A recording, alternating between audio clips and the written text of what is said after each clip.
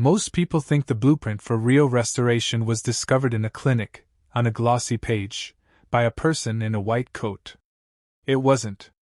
It was written down thousands of years ago, in a language most of us no longer read, on scrolls most of us have never touched.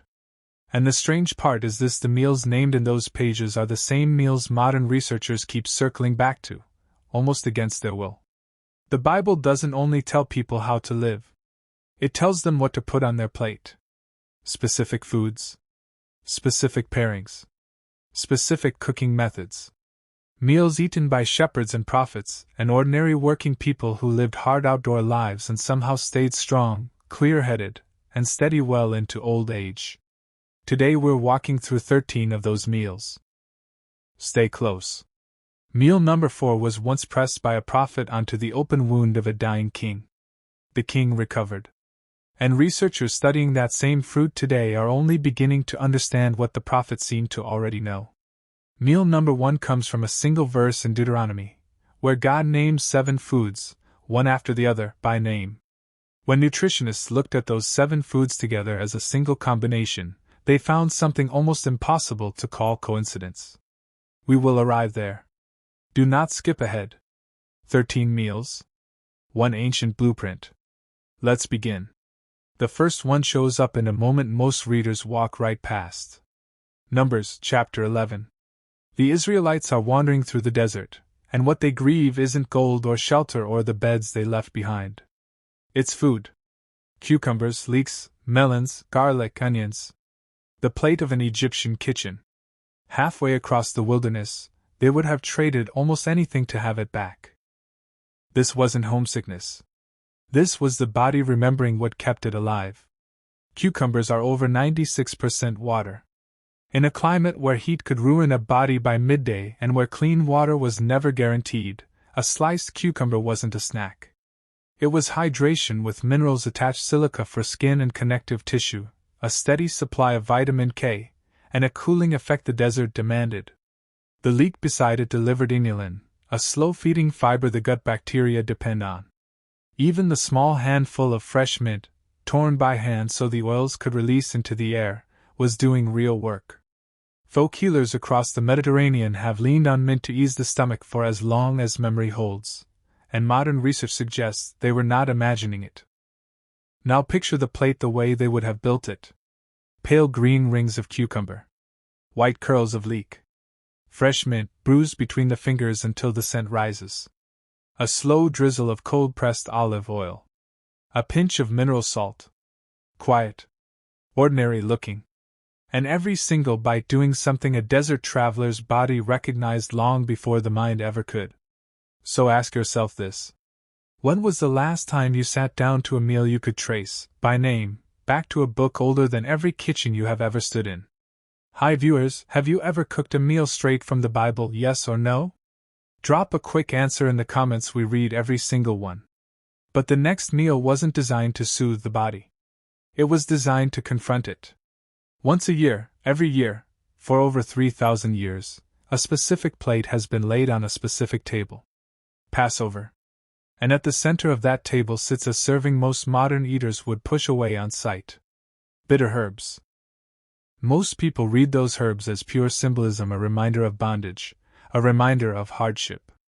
And that is part of the story. But the ancient world chose those particular herbs for another reason, and a person can taste it the moment they touch the tongue. Bitter compounds, the kind found in horseradish root, fresh endive, dandelion leaves, chicory, wake up something the modern table has nearly forgotten. The bitter taste itself signals the gallbladder to release bile, the substance the body uses to break down fats and clear out what it no longer needs. Bitter herbs were a switch. A switch most kitchens almost never throw anymore. Eaten alongside unleavened bread, flat, dense, no yeast, no fermentation, load the plate became gentle on the gut while still asking it to work properly. Once a year, an honest reset. A practice older than written medicine. And the next meal? A man once traded his entire inheritance for a single bowl of it. Genesis, chapter 25. Esau comes in from the field, drained, hungry to the point of collapse. His brother Jacob is standing over a pot of red lentil stew. Esau hands over his birthright, the inheritance of the firstborn son, for one steaming bowl. People have argued about that story for thousands of years. Most of them miss the simpler truth hiding inside it. Esau's body knew what it needed. Red lentils are the fastest cooking, most easily digested legume in the ancient world.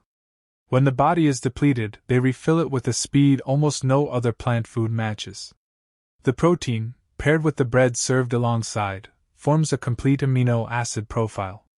Iron, folate, magnesium, slow-burning carbohydrate. All delivered in a single bowl a tired man could eat with his eyes closed. And the way they cooked it mattered as much as the lentils themselves. Cumin warmed in olive oil until the kitchen filled with the scent. Coriander, freshly crushed. A little onion, a little garlic, and a long, low simmer until the lentils softened into something between a stew and a porridge. The smell alone could pull a man from across a camp. This was not peasant food. This was recovery food. A bowl of restoration, ladled steaming, eaten with bread torn by hand. 3 meals in, and we have barely begun. Because coming up a meal that once fell from the sky onto a starving camp. And another that a prophet pressed directly into the wound of a dying king. Number 10 is where this stops feeling like history, and starts feeling like a pattern. Number 10. The meal that fell from the sky. Exodus, chapter 16. The camp is starving. The complaints have grown sharp. And then quail. Birds dropping from the sky in numbers no one could count, blanketing the ground around the tents. The story is so striking that most people stop reading at the miracle and never ask the obvious question. Why quail? Out of every bird the ancient world knew, why this one? Step into a kitchen of that time, and the answer begins to show itself. Quail is one of the most nutrient-dense small birds a body can be handed. Lean meat. Complete protein. A real concentration of selenium, B vitamins, and zinc, the kind of zinc the body absorbs efficiently, far more efficiently than the version found in most plants. For a population that had been worn down by months of hard travel and thin rations, this was exactly the kind of food the body could rebuild itself on. But it wasn't only the meat. It was the way they cooked it. Quail roasted over open coals, threaded onto green branches, sent it through with whatever herbs the wilderness offered: hyssop, thyme, a handful of wild oregano crushed between the palms. The aromatic oils in those herbs didn't only flavor the bird. Folk traditions across the Mediterranean used them to make fatty meats easier on the stomach, and modern research suggests those volatile compounds do carry real antimicrobial activity. Practical wisdom, written into the smoke rising from the fire. A starving camp. A bird small enough to roast in minutes. Herbs gathered by hand. And bodies that came back to themselves. If this is the kind of forgotten knowledge you are here for, tap that subscribe button now, because meals 4, 3, 2, and 1 are where the pattern stops being suggestive and starts being undeniable. But the next meal wasn't about strength. It was about survival on almost nothing. Number 9. The wilderness diet of a man who needed clarity above all else. Matthew chapter 3. A man dressed in camel hair lives alone in the desert, eating, by the gospel's own description, locusts and wild honey. To a modern reader, it sounds like deprivation. Hardship. The diet of a man with nothing left. Look closer. It was nothing of the kind. Locusts have been a real food source across the Middle East, North Africa, and parts of Asia for as long as written record exists. They are still eaten in many of those places today. And from a nutritional standpoint, they are quietly remarkable. Edible insects, locusts among them, deliver protein in concentrations that rival and in some cases exceed conventional meat, gram for gram. They carry healthy fats, iron, and a fiber called chitin that researchers are now studying for its effect on the gut.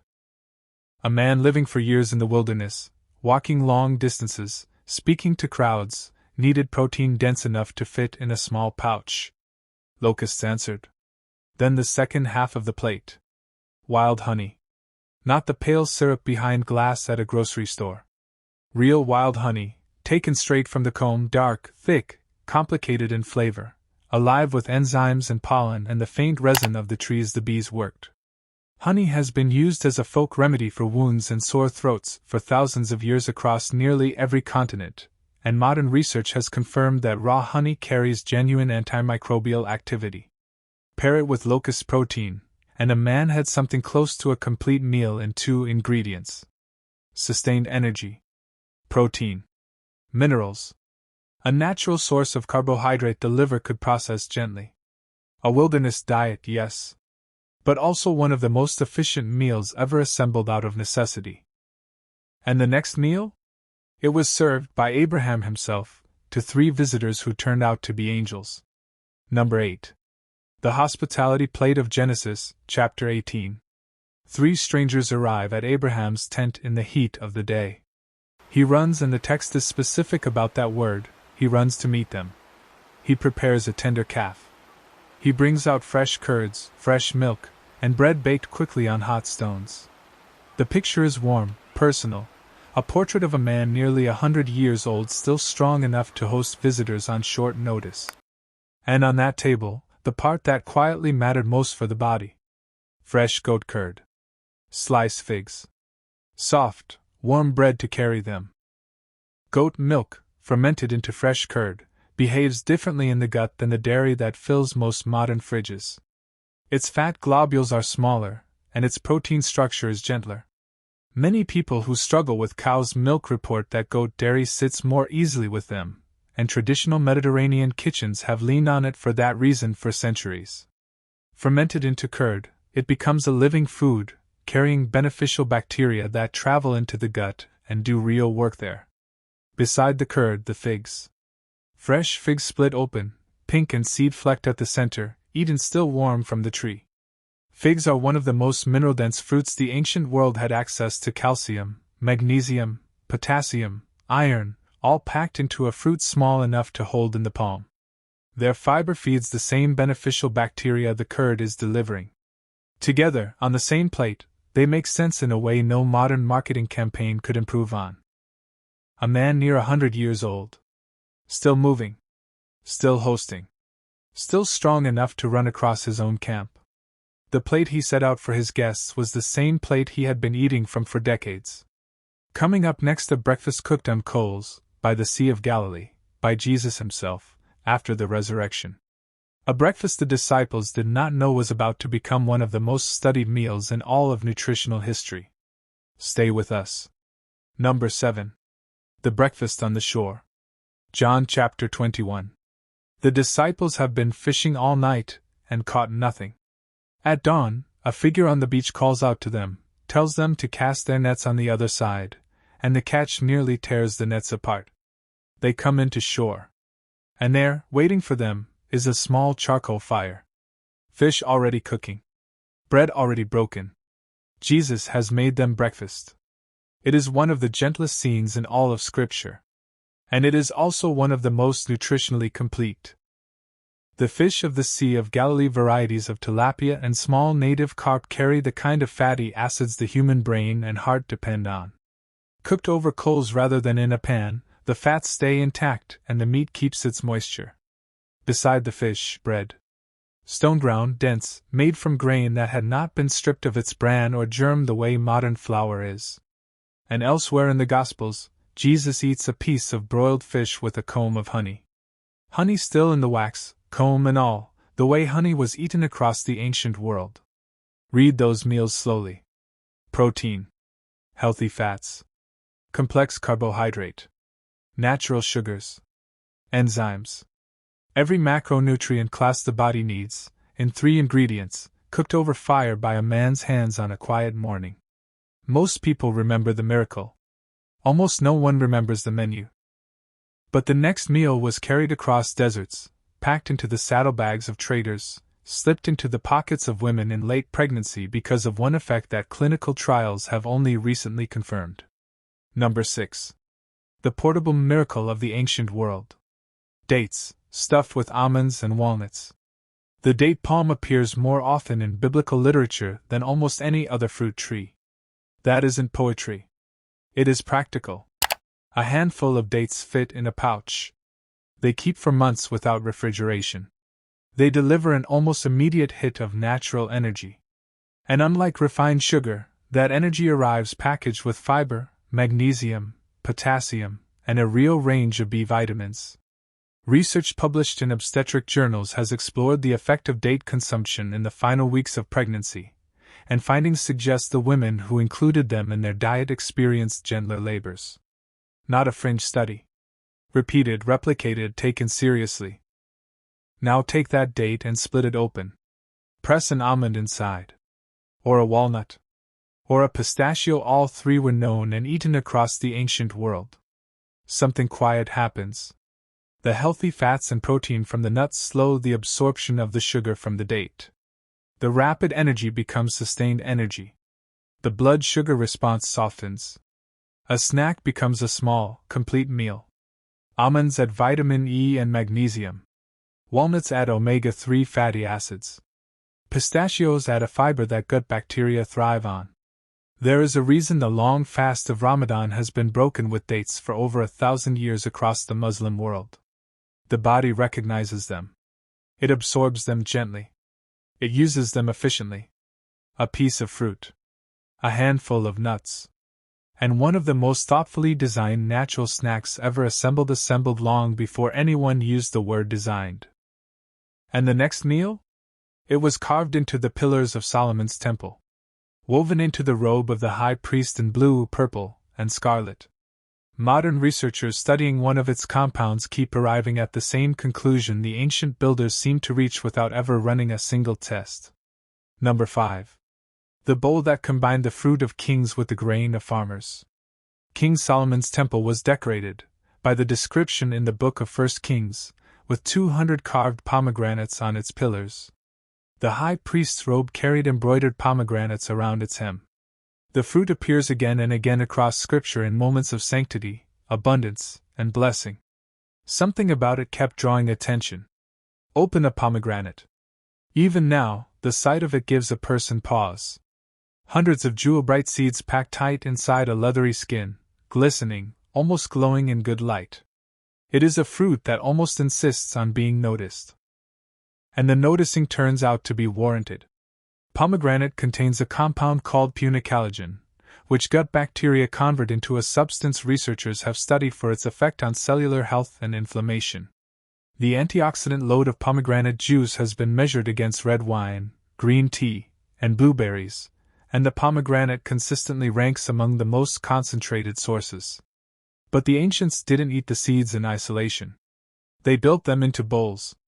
Spoon out whole barley, cooked until tender. Scatter the pomegranate seeds across the top. Add fresh herbs, mint, parsley, a little chopped onion.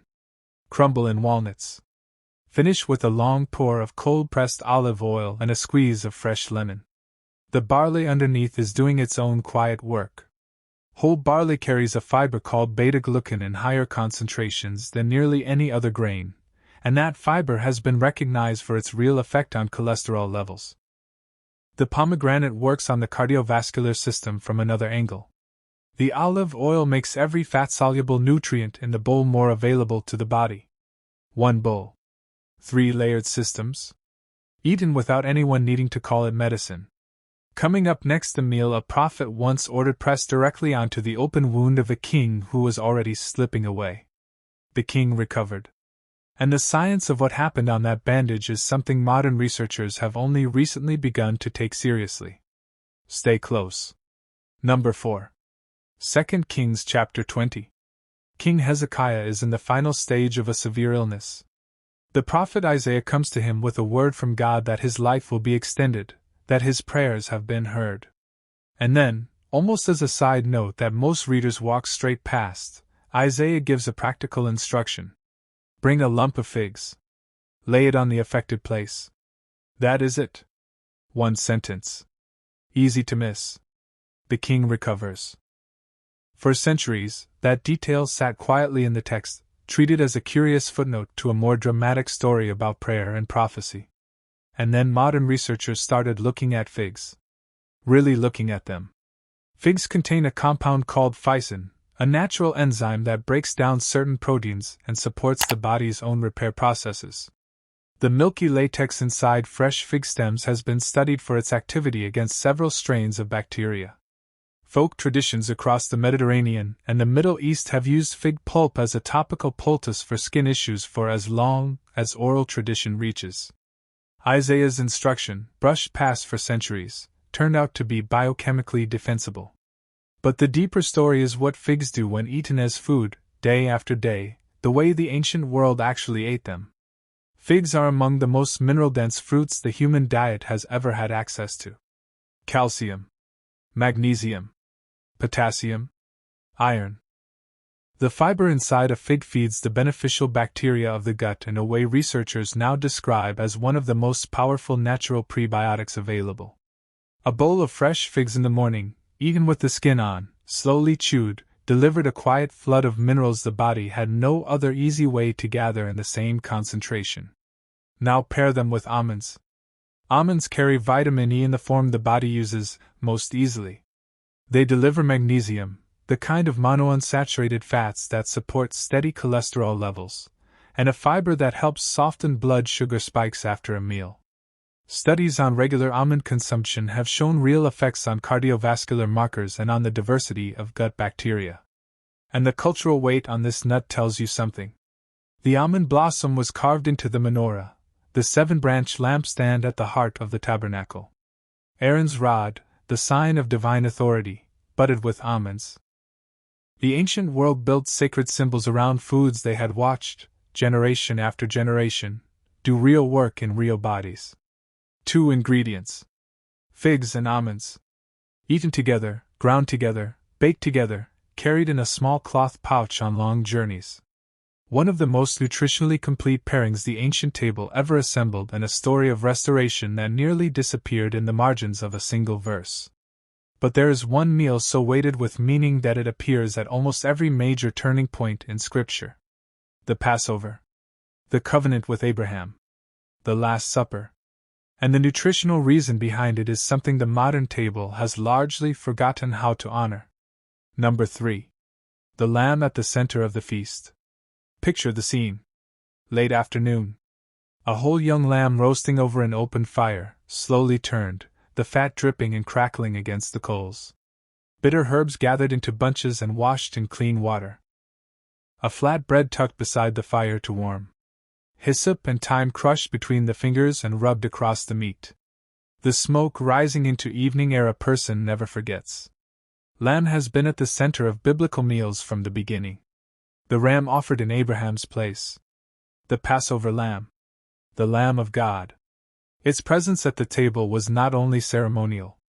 It was nutritionally irreplaceable for people whose lives demanded physical strength and steady recovery. Lamb carries iron in the form the body absorbs most easily. The research on this is clear and consistent. The iron in red meat is taken up at a rate several times higher than the iron in plant sources. Lamb is also rich in zinc, in B12, in complete amino acids, in conjugated linoleic acid, a fat researchers have studied for its effect on lean tissue. For a person worn down by long work, by long travel, by long illness, a serving of slow-roasted lamb did something almost no plant food could match in the same time. The herbs were not decoration. Hyssop, which appears across Scripture in moments of cleansing, carries volatile oils that folk traditions have long used to ease the stomach. Thyme contains thymol, one of the most studied natural antimicrobial compounds in the kitchen. Bitter herbs, the same ones we already met at the Passover plate, prime the digestive system to handle the richness of fatty meat. None of this was accidental. It was generations of accumulated kitchen wisdom, encoded into the recipe itself. And the ancient cook used the whole animal. Marrow scooped from the cracked bones. Organs simmered into broths and stews. Bones simmered for hours into a stock the next meal would be built on. Nothing wasted. Every part of the lamb feeding some part of the body that needed it. Slow. Reverent. Shared. 2 meals left. The next one is the everyday bread Jesus multiplied for 5,000 hungry people on a hillside, and it contains a compound modern researchers have studied for a real anti-inflammatory effect on the human body. And then the final meal.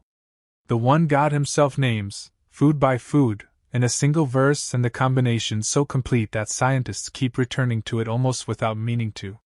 Stay with us. Number 2. John chapter 6. A hillside.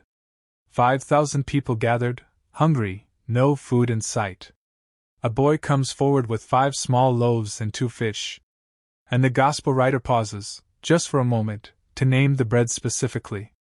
Barley. Not wheat. Barley. The grain of farmers, of fishermen, of soldiers, of ordinary working people across the ancient world. The cheap grain. The everyday grain. The one most readers skip past because they assume it doesn't matter. It matters. Barley carries a fiber called beta-glucan in higher concentration than nearly any grain on earth. The cholesterol-lowering effect of beta-glucan is so well documented that food regulators in multiple countries allow specific heart health claims on products that contain enough of it. Inside the gut, beta-glucan forms a slow, gel-like substance that softens the absorption of sugar, feeds beneficial bacteria, and gently pulls cholesterol out of circulation. None of this was known to the people grinding barley between 2 stones at dawn. But every loaf they tore and ate was quietly doing the work. Then comes the second half of the bread. Olive oil. Not the pale, refined version sold in plastic bottles. Cold-pressed, unfiltered olive oil. Green gold. Peppery on the back of the throat. The kind that catches in your chest a little on the first sip. That peppery bite is not a flaw. It is a compound called oleocanthal, and researchers have studied it for an anti-inflammatory pathway that resembles the action of common over-the-counter pain relievers. Not the same. Not a replacement. But a quiet, real effect, delivered by a food, day after day, with none of the irritation a pill can leave behind. The bread of laborers. The oil of every kitchen. Eaten together, on a piece of cloth, on a hillside or a fishing boat or a tent floor. The everyday meal of a working life. And one of the most effective long-term meals for the heart and the gut that the ancient world ever set on a table. Which brings us to the final meal. The one that turns the rest of this list from interesting into something almost impossible to explain by chance. Number 1. Deuteronomy chapter 8, verse 8. God is speaking to Moses about the land the people are about to enter. He could have described it in general terms. A good land. A rich land. A land flowing with milk and honey. He has used those words elsewhere. But here, in this verse, he becomes specific. He names 7 foods. Wheat. Barley. Grapes. Figs. Pomegranates. Olives. Dates. Scholars have read that verse for thousands of years as a portrait of agricultural abundance. And it is. But modern nutrition has noticed something else, something the ancient writer may or may not have known. Those 7 foods, eaten together, form one of the most nutritionally complete combinations ever assembled on a single table. Watch what happens when you build the bowl. Whole barley, cooked slow and tender, as the base. A scoop of cracked wheat alongside it. Sliced fresh figs laid across the top. A handful of pomegranate seeds scattered like small rubies. Whole olives, cured, salty, dark. Soft medjool dates pulled apart with the fingers. A long, generous pour of cold-pressed olive oil over all of it. A few torn herbs. Nothing else needed. The grains supply the slow-burning carbohydrate and the beta-glucan fiber that steadies the body through a long working day. The grapes contribute compounds that researchers have studied for their support of the heart and the small vessels. The figs fill the mineral gaps the grains and the fruits do not cover on their own: calcium, magnesium, potassium, delivered in concentrations few other fruits can match. The pomegranate seeds layer in an antioxidant load that consistently ranks among the highest in any common fruit. The olives bring oleocanthal alongside monounsaturated fats that make the fat-soluble nutrients in every other food in the bowl more available to the body, lifting the whole meal beyond what any single ingredient could be alone. The dates deliver gentle, rapid energy alongside potassium and a fiber that softens the rise in blood sugar. Each food covers what the others lack. The amino acid gaps in the grains are rounded out by the profiles of the fruits.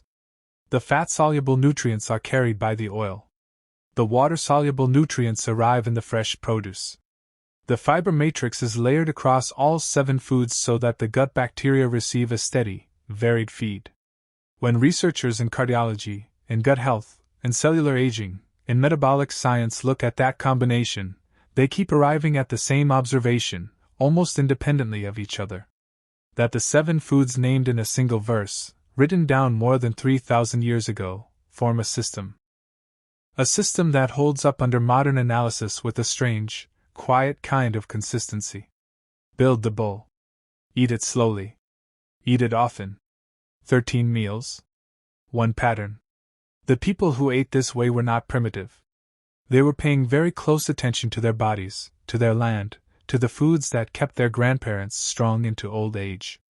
The wisdom was not written in a textbook. It was written in the recipes themselves, passed hand to hand, mother to daughter, kitchen to kitchen, century after century. A word before we close. The difference between real biblical food and the supermarket version of it matters more than most people realize. Cold-pressed olive oil, not the refined kind. Raw honey, not the pale syrup. Ancient grains, not the bleached flour. Pasture-raised lamb, not the factory version. The closer the food stays to the way the ancient table received it, the more of the original effect comes with it. Pick 1 meal from this list and make it this week. Just 1. Drop the number in the comments below. We genuinely want to know which one you are starting with. And if this stirred something in you, the next video on this channel goes even deeper into one specific plant the ancient world treated as half food, half blessing. A bitter green herb most modern kitchens have forgotten entirely, and a quiet desert drink brewed from it that grandmothers once pressed into the hands of anyone who came in from a long day looking worn down. Stay close. You are going to want to see what it is.